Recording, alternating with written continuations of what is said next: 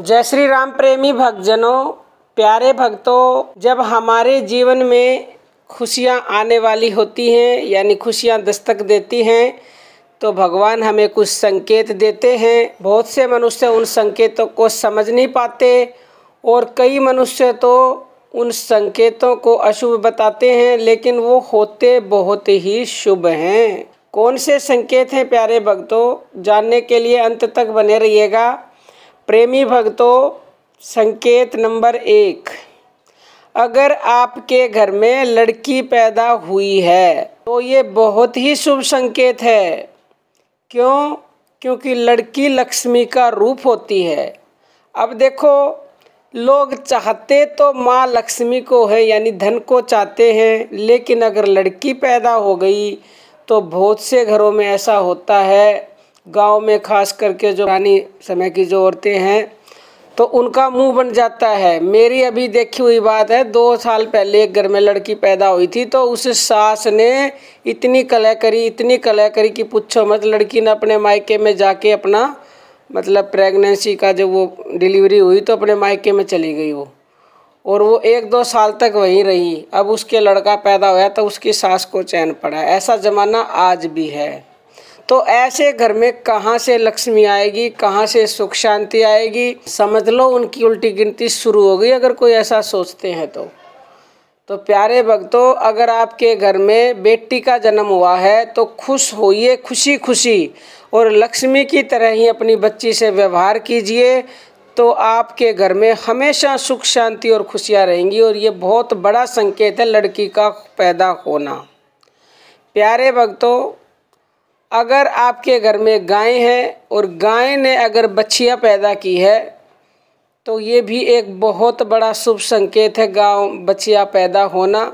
इसका मतलब ये है कि आने वाले समय में आपके घर में खुशियाँ दस्तक देंगी। जब आप उसको देख के खुश होगे और लक्ष्मी जैसा उनसे व्यवहार करोगे। भगवान ने तो संकेत दे दिया, लेकिन आप उसको रात दिन कोसते रहोगे या उससे ठीक से व्यवहार नहीं करोगे तो फिर खुशियाँ कैसे आएंगी? फिर नहीं आएंगी। खुशियाँ चाहिए तो इनको देख के खुश हो, क्योंकि ये भगवान ने इशारा किया है कि आपके घर में खुशियाँ आने वाली हैं तो उनका स्वागत किया जाता है खुशियों का। अगला संकेत है, आपके घर में आपकी ननद आई, आपकी बुआ आई, आपकी बेटी आई और उनको देख के, वो मान लो 2 महीने में आती, 3 में आती, 4 महीने आती, जब भी वो आए उनके साथ उनके बच्चे भी होते हैं तो उनको देख के आप इतना खुश हो जाओ, अंदर से वो फीलिंग आती है।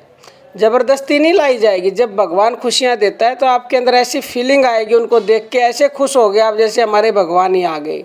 उनके बच्चों को अपने बच्चों से बढ़ के समझना, उनके लिए जितनी आपकी क्षमता है उस हिसाब से दान करना, उनके कपड़े वपड़े देना, उनको जो भी पैसे वैसे देते हैं वो अपने क्षमता के हिसाब से। ये नहीं है कि भाई आपकी 10 रुपये की आप 1000 दे दो, आपकी जैसी क्षमता, लेकिन खुश होकर देते हो और उनको देख के आप बहुत ज़्यादा प्रसन्न होते हो तो ये बहुत बड़ा संकेत है कि भगवान आपके घर में खुशियाँ लाने वाले हैं और अवश्य ही खुशियाँ आएंगी। क्योंकि बुआएं, बेटियां और ननदों के लिए अगर जिस घर में खुशी से दान किया जाता है वहाँ अगर तुम 100 करोगे तो 200 निश्चित आएंगे। लेकिन आएंगे जब उस दान को देकर आप पछताओगे नहीं और आप खुश रहोगे। भगवान संकेत देते हैं लेकिन उसको संभाल के रखना, बनाए रखना आपका काम है।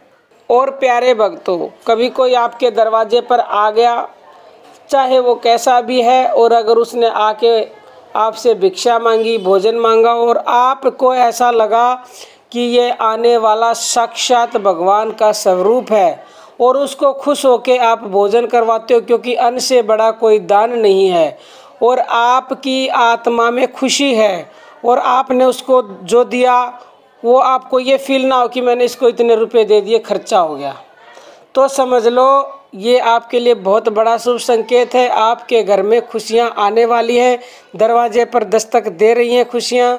तो प्यारे भक्तों, निश्चिंत रहें, तो आपके घर में अवश्य ही खुशियाँ आएंगी। आज के लिए इतना ही। जय श्री राम प्रेमी भक्तजनों।